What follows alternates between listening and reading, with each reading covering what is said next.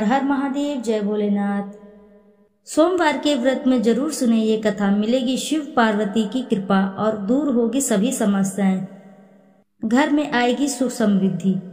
सोमवार का दिन शंकर भगवान को समर्पित होता है। आज के दिन भक्त भोलेनाथ को प्रसन्न करने के लिए विशेष पूजा अर्चना करते हैं। तो आइए अब जानते हैं सोमवार की व्रत कथा के बारे में। एक समय की बात है, किसी नगर में एक साहूकार रहता था। उसके घर में धन की कोई कमी न थी, लेकिन उसकी कोई संतान नहीं थी। इस कारण वह बहुत दुखी था। पुत्र प्राप्ति के लिए वह प्रत्येक सोमवार व्रत रखता और पूरी श्रद्धा के अनुसार शिव मंदिर में जाकर भगवान के शिव जी को और पार्वती जी की पूजा करता था। उनकी भक्ति देखकर एक दिन मां पार्वती प्रसन्न हो गई और भगवान शिव जी से उस साहूकार की मनोकामना पूर्ण करने का आग्रह करने लगी। पार्वती जी की इच्छा सुनकर भगवान शिव ने कहा कि हे पार्वती, इस संसार में हर प्राणी को उसके कर्मों का फल मिलता है और जिसके भाग्य से जो होता है उसे भोगना ही पड़ता है। लेकिन पार्वती जी ने साहूकार की भक्ति को मान रखने के लिए उसकी मनोकामना पूर्ण करने की इच्छा जताई।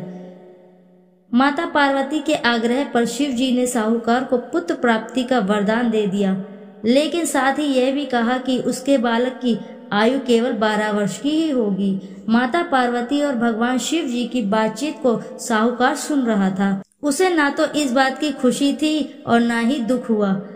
वह पहले की भांति शिव जी की पूजा करता रहा। कुछ समय के बाद साहूकार के घर एक पुत्र का जन्म हुआ।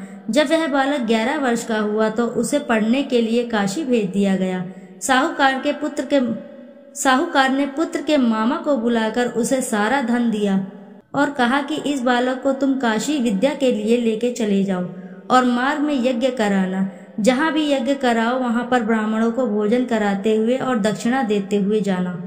दोनों मामा भांजे इसी तरह यज्ञ कराते हुए ब्राह्मणों को दान दक्षिणा देते हुए काशी की ओर चल पड़े।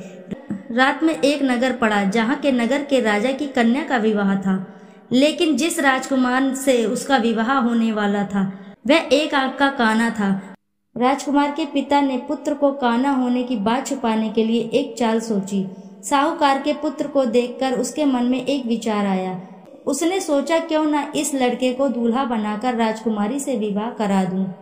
विवाह के बाद इसको धन देकर विदा कर दूंगा और राजकुमारी को अपने घर ले जाऊंगा। लड़के को दूल्हे के वस्त्र पहनाकर राजकुमारी से विवाह करा दिया गया, लेकिन साहूकार का पुत्र ईमानदार था। उसे यह बात न्याय संगत नहीं लगी। उसने अवसर पाकर राजकुमारी की चुन्नी के पल्ले पर लिख दिया कि तुम्हारा विवाह मेरे साथ हुआ है, लेकिन जिस राजकुमार के संग तुम्हें भेजा जाएगा वह एक आंख से काना है। मैं तो काशी पढ़ने जा रहा हूँ। जब राजकुमार ने चुन्नी पर लिखी बात पढ़ी तो उसने अपने माता पिता को यह बात बताई।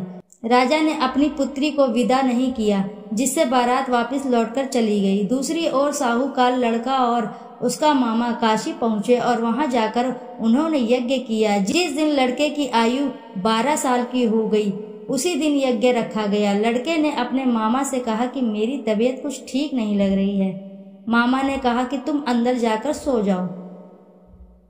शिव जी के वरदान अनुसार कुछ ही देर में उस बालक के प्राण निकल गए। मृत भांजे को देख उसके मामा ने विलाप शुरू किया। संयोगवश उसी समय शिवजी और माता पार्वती उधर से जा रहे थे। पार्वती ने भगवान से कहा, स्वामी, मुझे इसके रोने का स्वर कुछ सहन नहीं हो रहा है। आप इस व्यक्ति के कष्ट को अवश्य ही दूर करें। जब शिवजी मृत बालक के समीप गए तो वह बोले कि यह तो उसी साहूकार का पुत्र है जिसे मैंने 12 वर्ष की आयु का वरदान दिया था।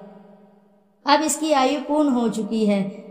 लेकिन मातृभाव से विभोर माता पार्वती ने कहा कि हे महादेव, आप इस बालक को और आयु देने की कृपा करें, अन्यथा इसके वियोग में इसके माता पिता भी तड़प तड़प कर मर जाएंगे।